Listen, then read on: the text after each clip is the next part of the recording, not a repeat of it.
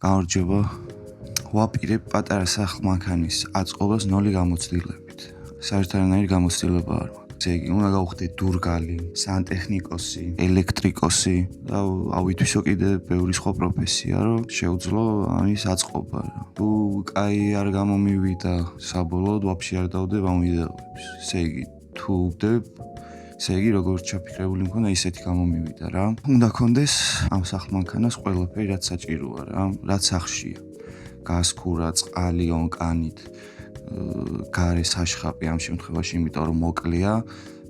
მანქანა არის 230 სანტიმეტრი სიგრძეში და 170-175 სიგანეში. სიმაღლეა 1.35 მეტრი. ეს არის 1999 წელს გამოშვებული Ford Transit-ი 2.5 დიზელის ძრავით, მექანიკა და არის ყველაზე დაბალი და მოკლე მოდელი. 27 წლის მანქანა და ამიტომ თლიანად იყო ჟანგში, გარედანაც, შიგნიდანაც და პირველ რიგში რაც გავაკეთე იყო მაგ ჟანგის მოშორება და დამუშავება. გარედან პრიორიტეტი არ ყოფილა, რომ ვიზუალურად ლამაზი ყოფილიყო მანქანა, უბრალოდ მინდოდა, რომ ჟანგები არ ქონოდა, რომ გაუძლოს დროს რა და კიდე არ გავრცელდეს და გაიზარდოს ჟანგი. ამიტომ ვიზუალზე მხოლოდ ჟანგზე დავამუშავე და გავშპაკლე. მე უკვე დავიწყე შიგნით სალონის თლიანად დაშლა, მოხსენი ტიხარი, ამოვიღე სავარძლები, ხე, ჭერი, რაც იყო ყველაფერი, სავარძლების ამოღებაც გაჭირდა ცოტა, იმიტომ რომ ეგე ჟანგში იყო და ერთი ბოლტის გადაჭრა ბალგარკით მომიწია. სახლი მანქანის აწყობის პირველი ეტაპი ჩემთვის მანქანის რესტავრაცია გამოდგა, იმიტომ რომ ვერ იყო საამაყო მდგომარეობაში და აზრი არ ქონდა ეგეთში აწყობას. დანარჩენს კიდე უყურეთ სასიამოვნო საყურებელი პროცესი იყო ეს აღდგენაც.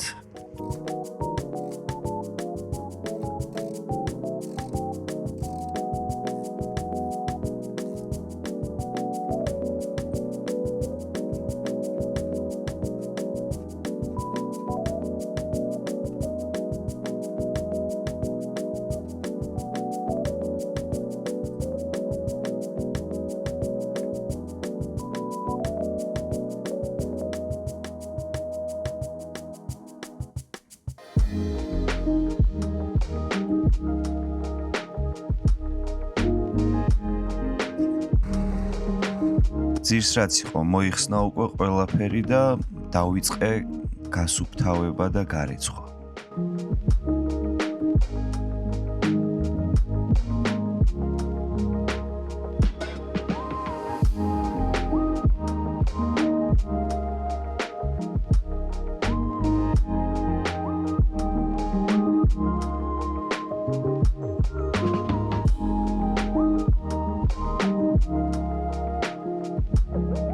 ძირის გაწმენდის მერე დავიწყე უკვე პლასმასების წმენდა და მანქანის სალონის ქიმწმენდა. მოშორდა ძალიან ბევრი ჭუჭყი და ნახეთ თქვენით რა სიტუაცია იყო და როგორი გახდა გაწმენდის მერე.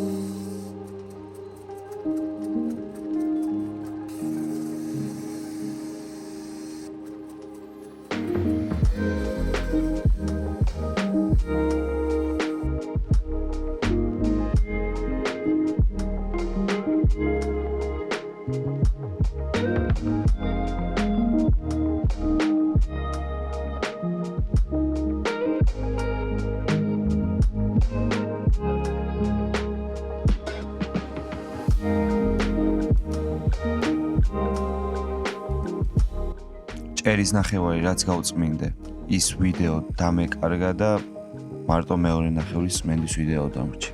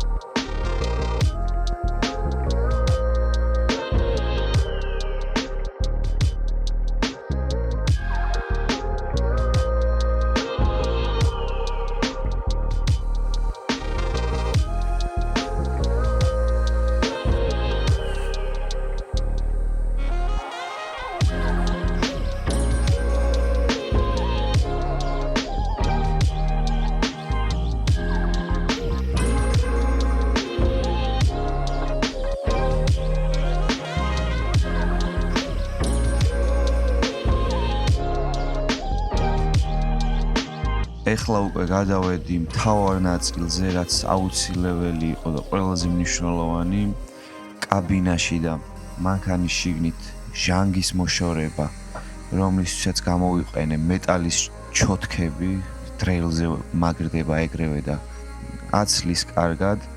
ყველგან არ გამოვიყენე, იმიტომ რომ ჟანგისგან უკვე გათხელებული იყო მეტალი. ძალიან თხელიც არა, მაგრამ ბალგარკით შეიძლება ძალიან გამეფუჭებინა. ამიტომ რაც მოშორდა, მოვაშორე ამით და მე უკვე სპეციალური საღებავით შევღებე, რომლითაც ეგრევე ჟანგიანის შეღებაც შეიძლება. მაგრამ ძალიან ცოტა ჟანგი იყო დარჩენილი რა, რომ გადავღებ.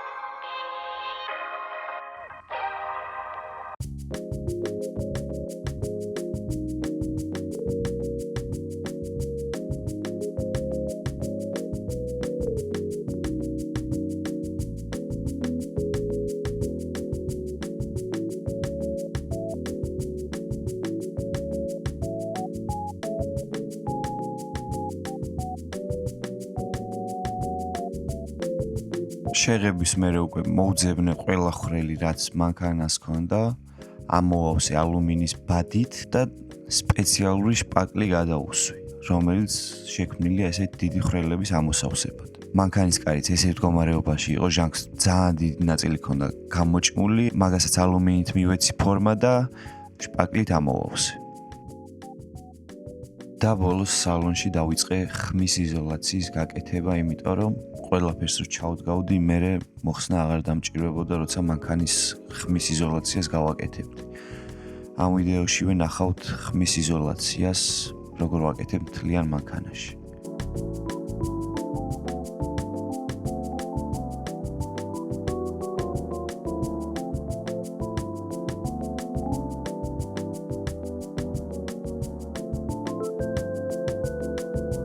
დავიწყე ისე ყველაფრის უკან ჩადება და რომ მოვჩევი ამ ყველაფრის ჩადებას, მერე იწყება მართლა სახლი მანქანის აწყობა და ეს რამდენიმე წუთში ჩატეული მანქანის რესტავრაცია სინამდვილეში კაიხანი გამიგრძელდა, იმიტომ რომ მართლა ძალიან ბევრი დეტალი ქონდა გასაკეთებელი რა. ერთადერთი რაც ვერ გადავიღე, იმიტომ რომ ამოთხრილი ვიყავი, ეს იყო კაპოტის ქვეშ სამუშაოები, შევცვალე ზეთის ფილტრი, დიზელის ფილტრი, ჰაერის ფილტრი, დავამატე ძრავის დანამატი და საწვავის დანამატი. პირველ რიგში, როცა სახლი მანქანის კეთებას იწყებ, უნდა დაიწყო ვენტის დაყენებით, იმიტომ რომ მე გააკეთო თბოიზოლაცია, ხმის იზოლაცია თუ გააკეთე, მე იმის ამოჭრად ცალკე გიწევს და ამიტომ პირველ რიგში უნდა დავიწყოთ ჭერის ამოჭრით. ესე იგი, რეები გჭირდება მაგისთვის. ჩინური ვენტი, მექანიკური გაღება ჩაკეტვა, ასევე მოყვება პულტი, რომელთაც შეიძლება ეს თავი აეხადოს და იკეტოს. შემშვები, ჰაერის შემოწოვის ფუნქცია აქვს, ჰაერის გაშვების ფუნქცია გარეთ, როცა რამეს აკეთებ. საჭმელს ან რამეს გავიდეს სუნი ჰაერი ყველაფერი. აქვს წვიმის სენსორიც, ანუ თუ გძინავს ჩართულია ეს და წვიმა მოვიდა. თავზე დაეხურება, მაგრამ ეს მაინც გააგრძელებს ტრიალს და ამწევით დამწევი ის თავის შურუფები მოყვა და პულტი. ეს რომელთაც უნდა მივამაგროთ თეთრი, ამით უნდა მივამაგროთ ეს ვენტი, ლობზიკი, თავისი მეტალის საჭრელი პირით, ქაღალდის ლენტი, მეტრიანი რეიკა, მე მაქვს 3-4 რეიკა და პროცესში ყველაფერი ნელ-ნელა ვნახოთ რა. ესე იგი, პირველი ეტაპია აზომვა. ეს არის შიგნიდან რო დაფაროს. ესე იგი, ეს არის 38.5, ესეც 38.5, რამე შეფეხო არა ჩინელებთან გაბარო. არა. ეს არის 45.5.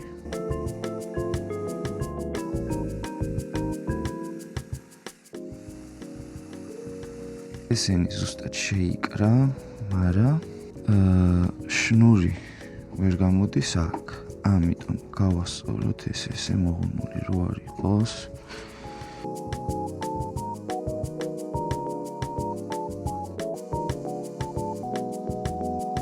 შნური აივლის აქ თავისუფლად.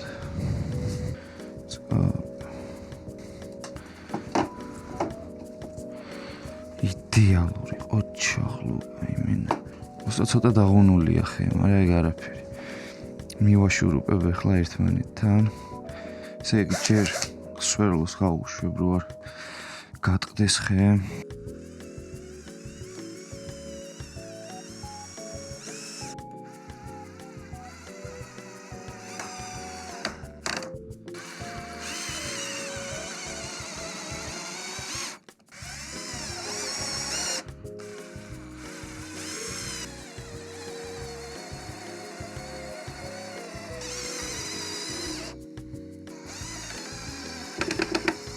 გამოვიდა ესე ჩარჩო, რომელიც აეკვრება ქვევიდან ჭერს და მე ამ შურუპებით ზევიდან დამაგრდება ამას. ეს სალკე კიდე გერმეტიკით დავამაგრებ ჭერზე და იქნება მყარად.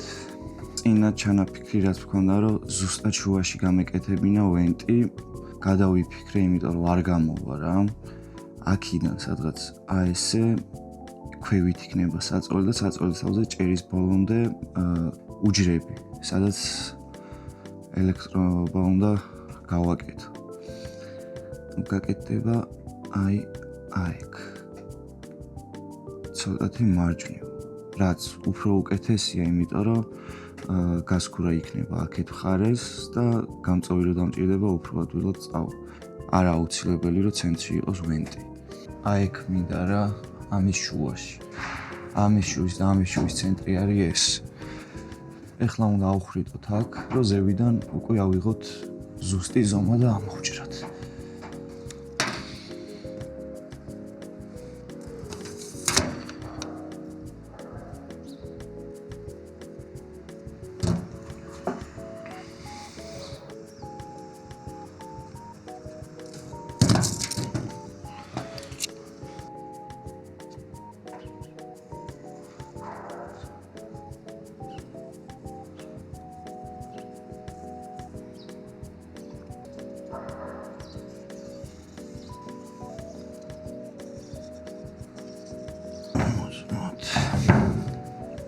დიაგონალები უნდა იყოს თანაბარი.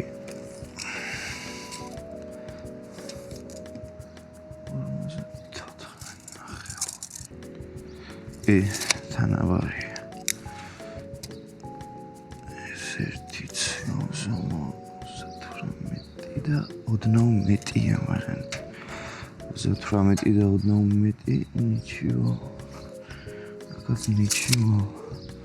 ჩავხრიტოთ ხლა კუთხეები, რომ ლობზე კი ჩავიდეს.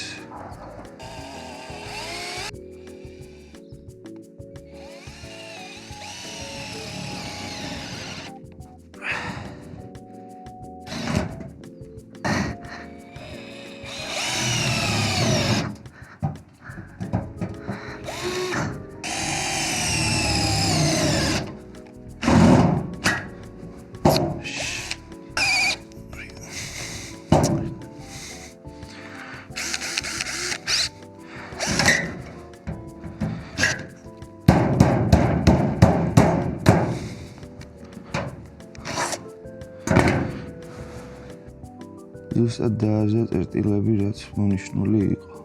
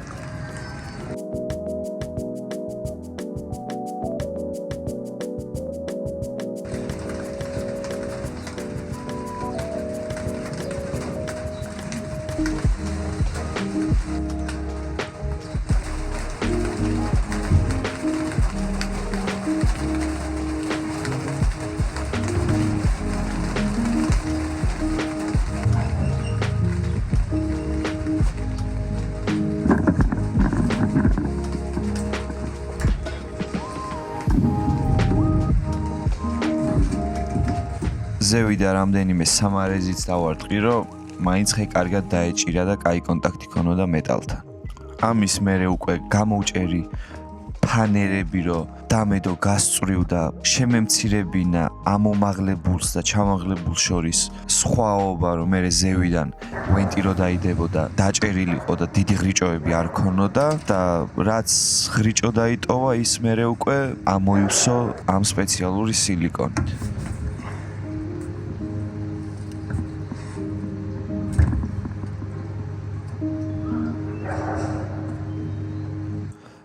სამარეზითაც დავამაგრე და ძალიან გამყარდა და გამაირდა.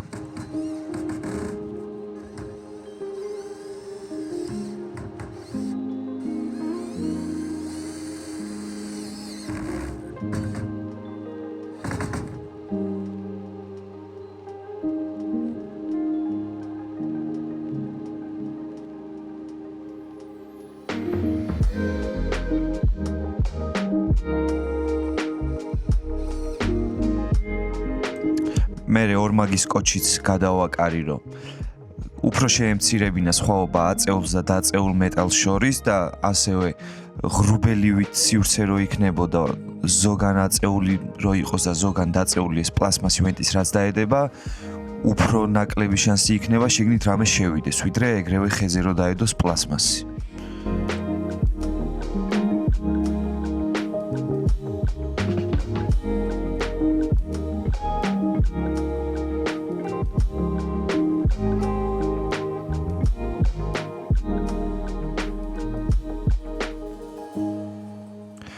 მერე კიდე ერთი ფენა სილიკონი გადავუსვი და საერთოდ კაპიტალურად გაკეთდა და ჯერ კიდე გამშრალი არ იყო, რო იწვიმა და გუბე დაგროვდა მაგ ადგილას და საერთოდ წვეთი არ შესულა შიგნით.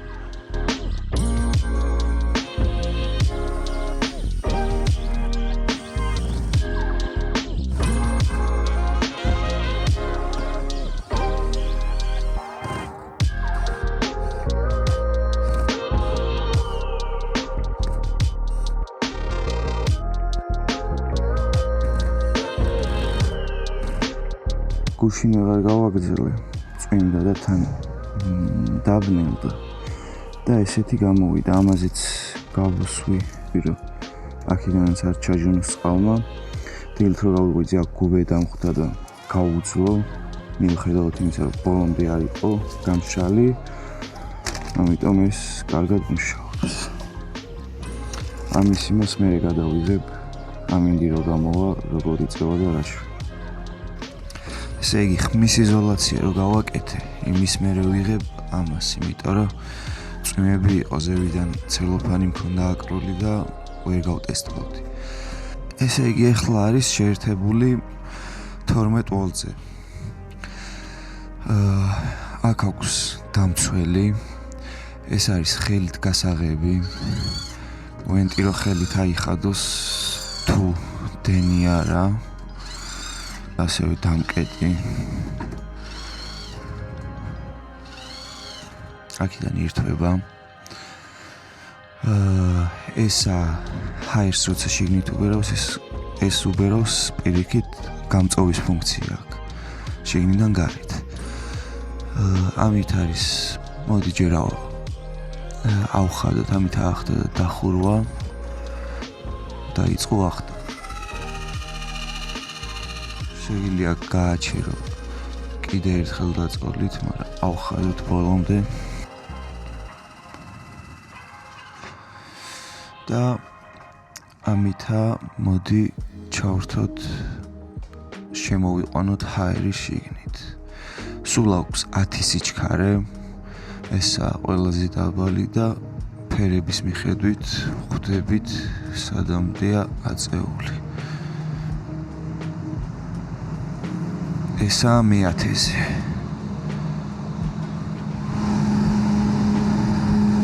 ძალიან ხმაურიანი არა.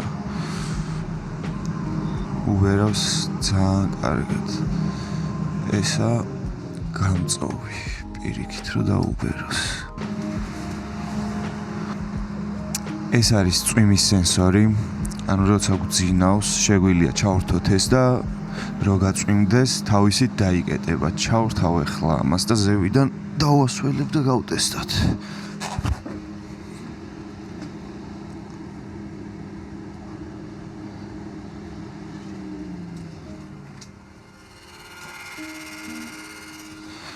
და იხურება თავისით.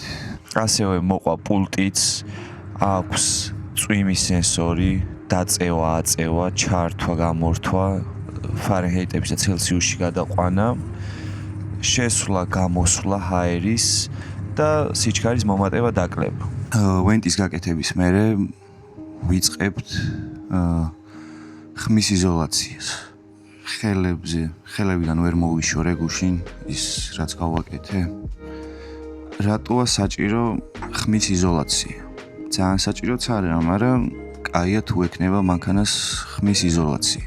მარშრუტკები არიან მეტალის დიდი ყუთები, რომლიდანაც შემოსული ხმაც, გასული ხმაც უფრო მეტად ისმის, ვიდრე უნდა ისმოდეს, იმიტომ რომ ეს მეტალი ასრულებს ხმის გამაძლიერებლის ფუნქციას. გარედანაც რო არ შემოვიდეს დიდი ხმა და შიგნიდანაც არ გავიდეს დიდი ხმა, აუცილებელია მაგისთვის ხმის იზოლაცია. მაგალითად, ახლა წვიმის ხმა უფრო შემოვა, როცა თბოიზოლაცია არაა გაკეთებული, ვიდრე გაკეთებულზე. და მარტო თბოიზოლაციის ხმა არა, ყველაფერის გზის ხმა, რო დადიხარ მაქიდან წამოსული ხმაც, იმიტომ რომ ხმის ვიბრაციას ვერ ახშობს ვერაფერი და ამაზე ხმის იზოლაცია რო იქნება, მოხდება თუ არა ვიბრაცია ხმის, ეგრევე შთანთქავს ეს ხმის იზოლაცია.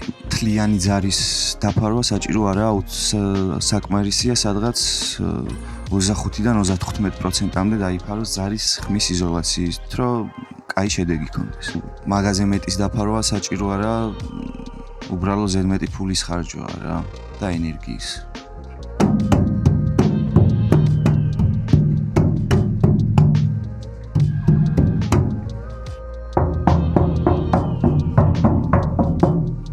მერე ვნახოთ გაგვრის მერე რა ხმა ექნება. ხმის იზოლაცია ესეთია.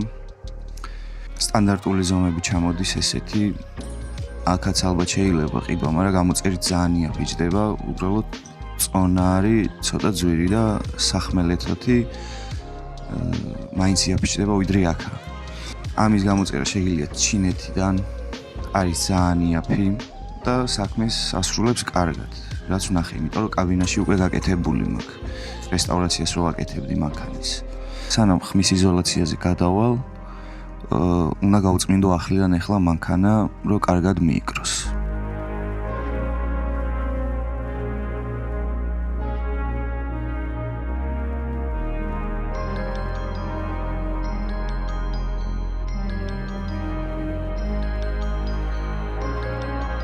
ესე ისრობა და რაღაცნაირი ძალიან წებოვანი ხარი აქვს ეს. ცენტრი სადაც ძალიან დიდი მნიშვნელობაც აქვს, თავარია დაფაროს კარგად.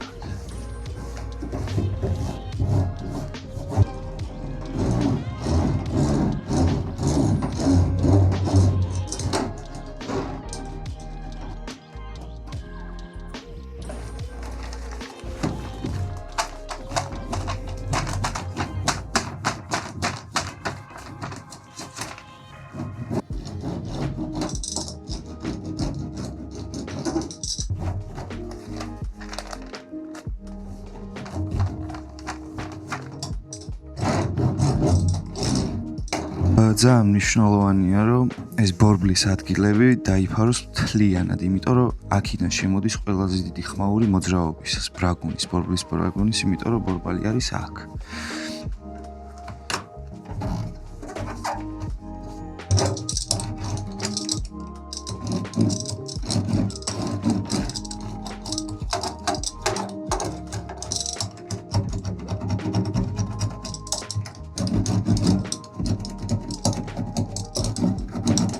ჩაღრმავებებზე აუცილებელია, რომ ჰაერი არ იყოს რა, მეტალს და ხმის იზოლაციას შორის.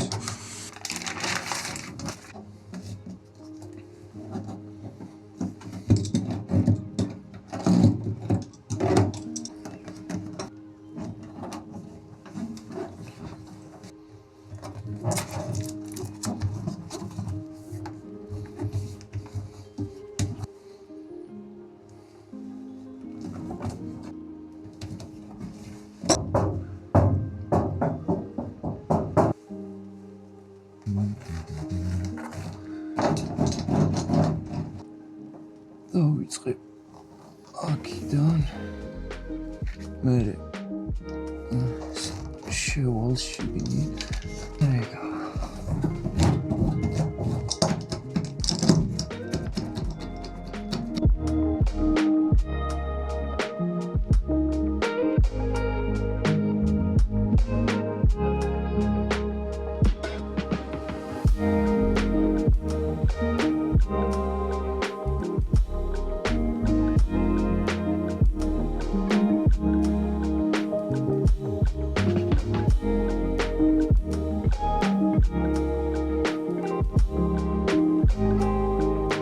ესე იგი, ახლა ვიწყებ იატაკის ხმის იზოლაციას რა.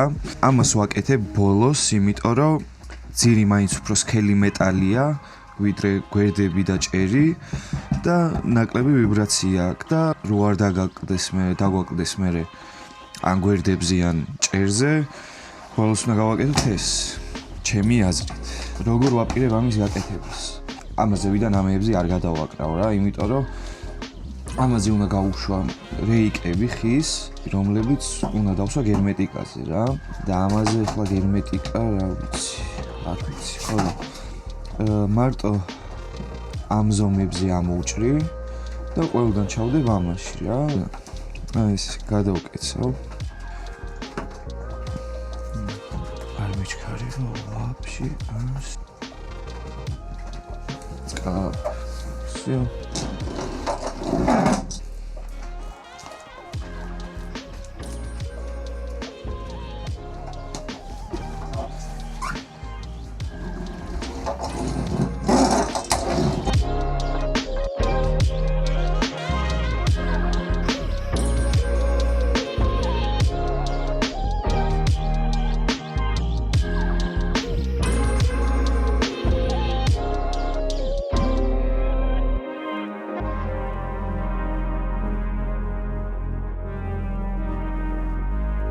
ესე იგი მოურჩი ხმის იზოლაციის გაკეთებას დაახლოებით დამჭირდა 3 საათი შესვენებიანად ადვილია შედეგი მართლა აქვს არ მეგონა თავიდან დიდად რო არ მოგატყუოთ რომ ძალიან დიდი განსხვავება იქნებოდა რამე მაგრამ მართლა აქვს შედეგი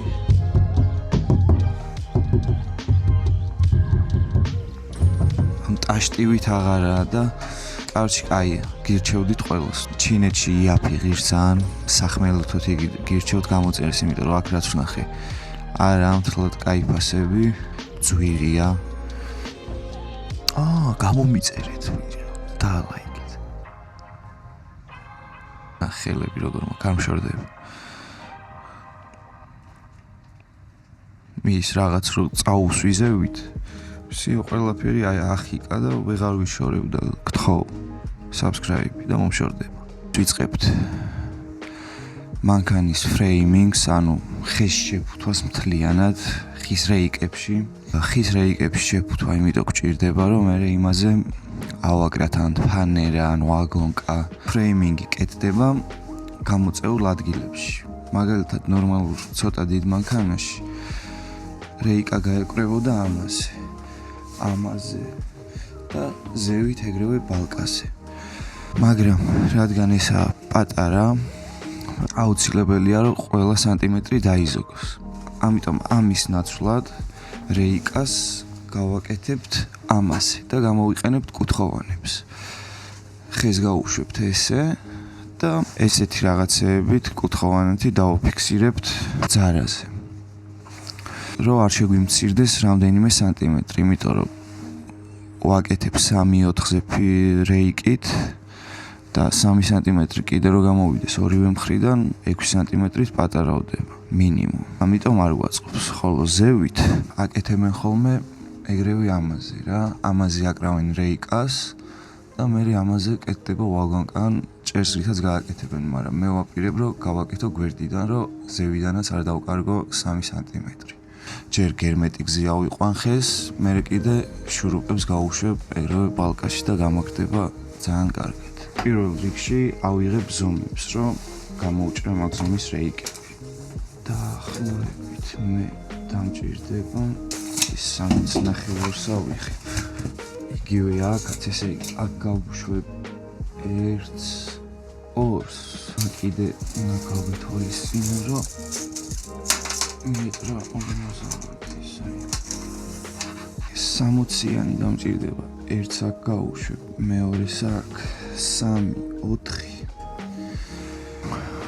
5, 6 მეორე მხარეს და კარებზეც 59.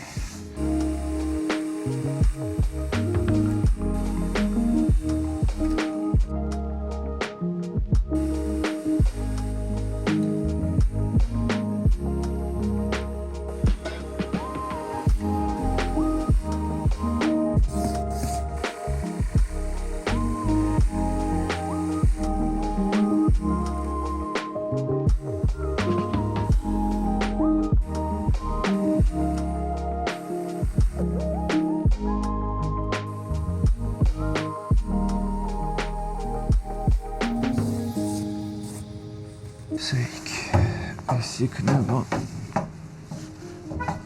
ეს პროსტა ცოტა დაუნულია ეს ფიცარი რა ვიყან გასწორდება ხერ ვარ გატყდეს ჯერ გაუშვათ სვერლო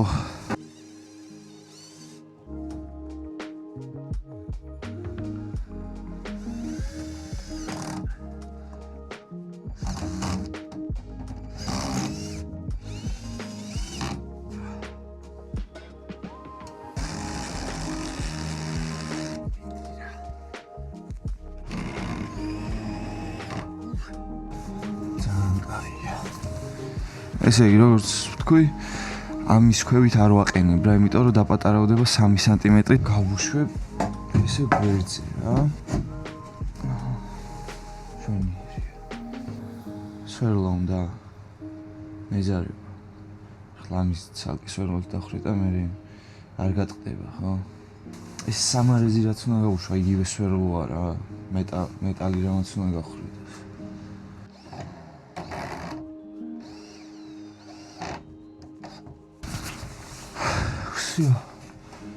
მაინც ყოველი შემთხვევაში კიდე ორს დავარტყავ. თუ დაგებადათ კითხვა რომ ეს რაც უნდა ვაგონკი საკროს და ეგრევე ამაზე აგეკრავო. ვაი და ამაში მოხდეს შურუპი რასაც ვაკრავ არ გამოვიდოდა. ამიტომ ეს აუცილებელია ახლა სადაც არ უნდა დაარტყა რომ ვერ ხედავდე ხრელია თუ არა. ყველგან დაიჭერს ვაგონკას. თან ხეზე კონტაქტი უფრო მყარია.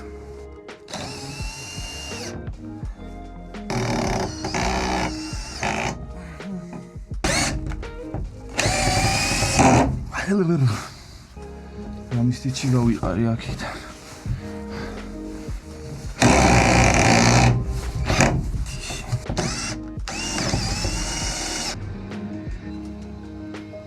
ბოლო რეიკის ცოტა მოდიფიკაცია მომიხდა, რომ შეტეულიყო რა სილიკონზე აყვანოს ფიქრობდი და საბოლოოდ სამარეზითაც კარგად წავიდა.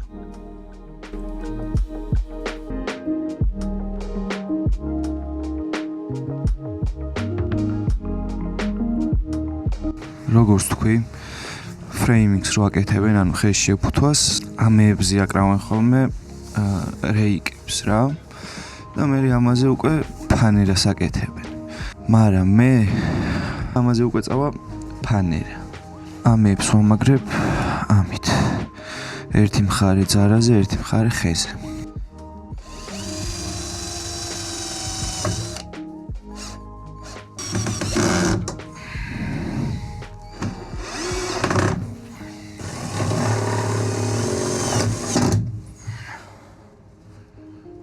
აი, როგორაა დამაგრებული.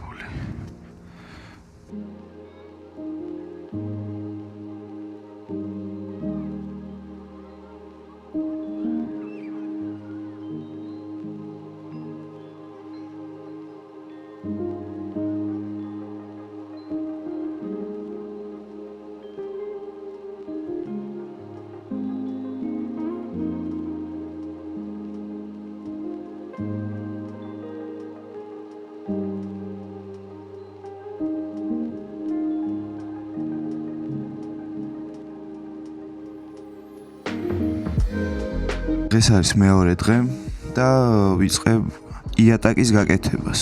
იატაკზე უკვე არის ხმის იზოლაცია. ამაზე ზევიდან ამობურცულ ადგილებზე გერმეტიკით დავსვავ ხეებს, რო არ გაუხრიტო ძირი. ავაწყობ ისე, რომ ყველგან მყარი იყოს კონსტრუქცია, იმიტომ რომ მე ფანერა უნდა დაედოს და დაეკრას და ასევე გავაკეთებ ძირის თბოიზოლაციას. სიცივე არ შემოვიდეს, სითბო არ დაიკარგოს, ან სითბო არ შემოვიდეს და სიგრილი არ დაიკარგოს ქვევიდან, იმიტომ რომ ფანჯრების მერე ყველაზე დიდი გარღვევა თბოიზოლაციის აქვს ძირს. მაგრამ თბოიზოლაციაზე ბევრს არ ვილაპარაკებ, იმიტომ რომ ცალკე ვიდეო უნდა გავაკეთო თბოიზოლაციაზე ყველაფერი ახსნილ დეტალურად. როგორ მუშაობს სახლ-მანქანებში და ასე შემდეგ.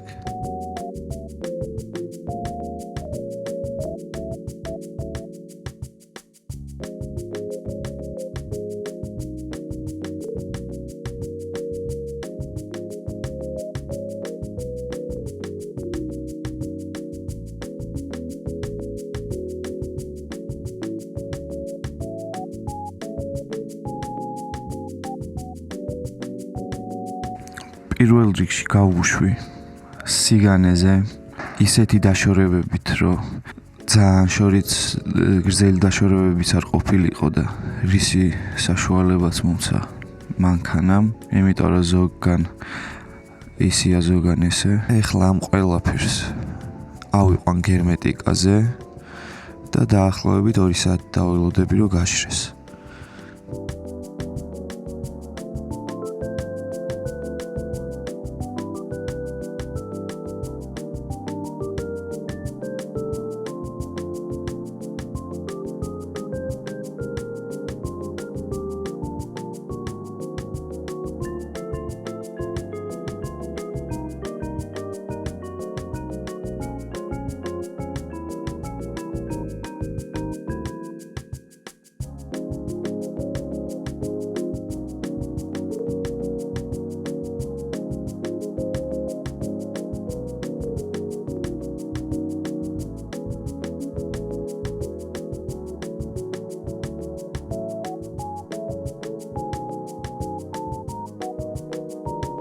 ისეთი სქელი გერმეტიკაა, რომ 2 პლასმასის პისტოლეტი გამიტეხა და მომიწია უკან დაწოლა და ისე ამოღება თითით ტლეზვა და გადასმა. ამიტომ რკინის პისტოლეტი კაია ესეთ გერმეტიკებზე სამუშაოდ.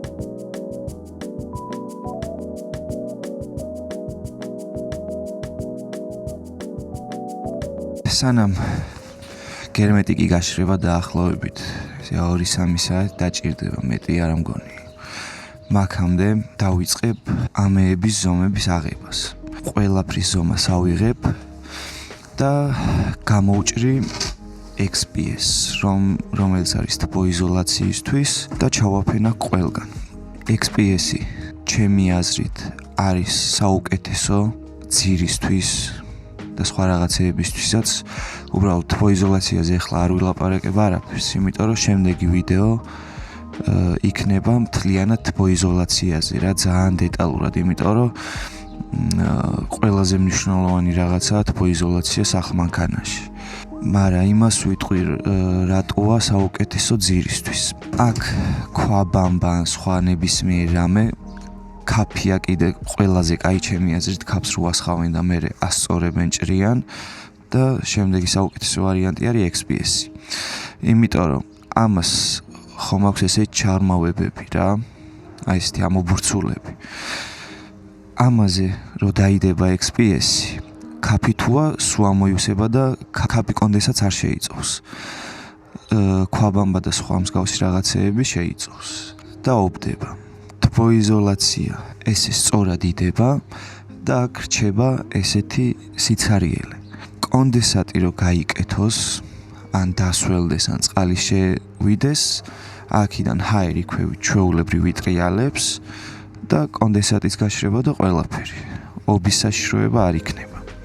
მაგიტომ არის ყველაზე კარგი XPS ჩემი აზრით. სამიან XPS ვაგებ.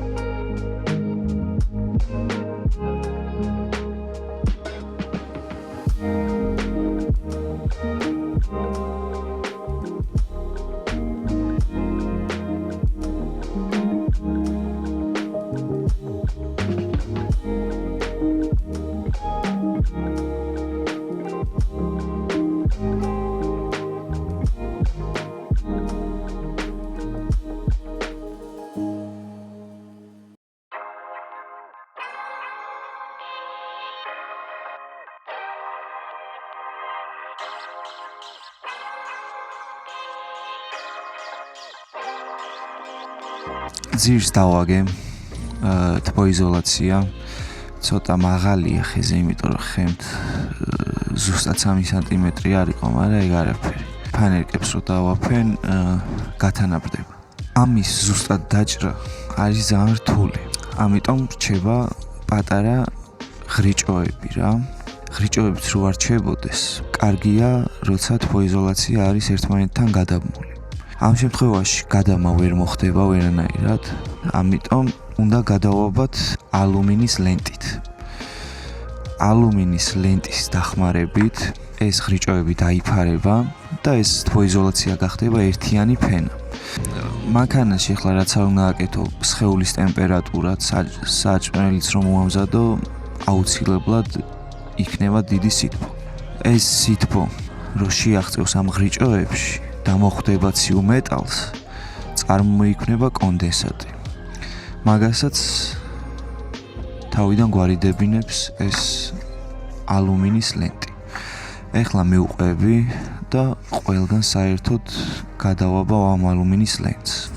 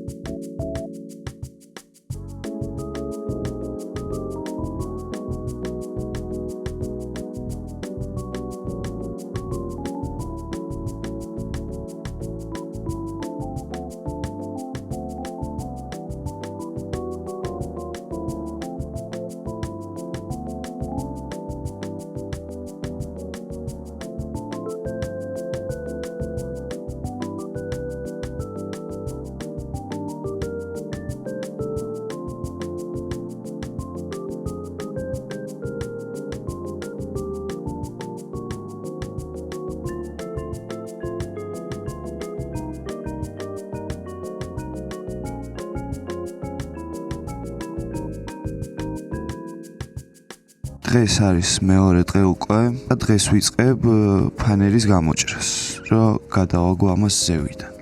ფანერის გამოჭრაში ყველაზე ძნელი არის ამის ზუსტად ამოჭრა. ამიტომ ესეთი რაღაც გავაკეთე, აქ გავხრიტე, სადაც გამოვიდა ფანქარი, აქ კარდონს დავაფენ, ეს დავდერო, აქ იქნება კედელი და ზუსტად გავუზომო კედლამდე რომ მივიდეს და ზუსტად ესე კარდონზე ავიღებ თარგს. მთავარია არ გაგვექცეს ხელი.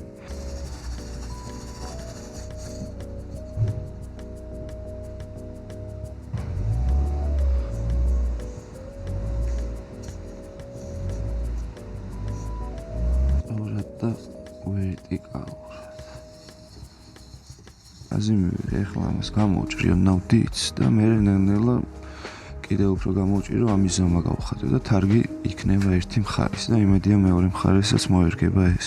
თარგი გამოვიდა ძალიან ზუსტი.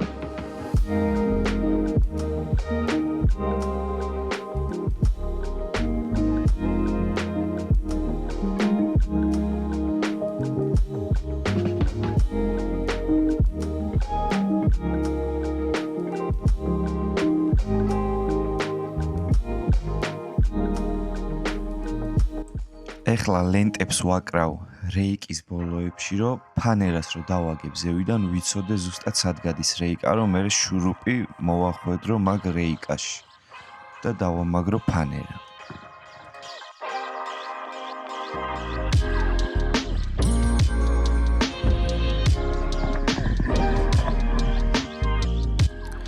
გავავლე ხაზები და უკვე ვიცი ზუსტად სადაა რეიკა ფანერის ქვევით და გამიადვილდება სვერლოს დარტყმა და მე შურუპზე აყვანე.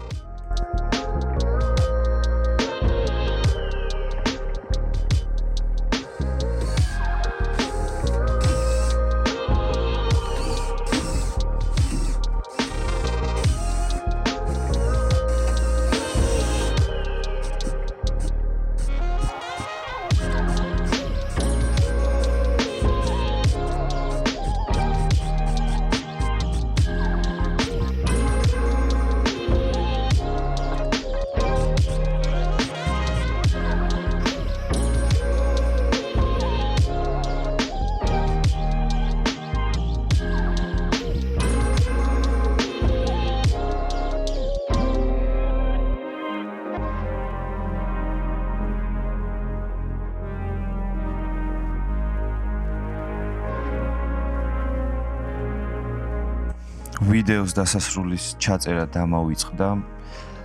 ამ ვიდეოსთვის სულ ეს იყო, ძალიან ბევრი რაღაც ჩავტი ერთ ვიდეოში და შემდეგი ეპიზოდებიდან უფრო სერიოზული თემები იწყებ. არც ის არ იყო არასერიოზული, მაგრამ მაინც უფრო სერიოზული თემები იწყება და გთხოვთ გამოიწეროთ რა არხი.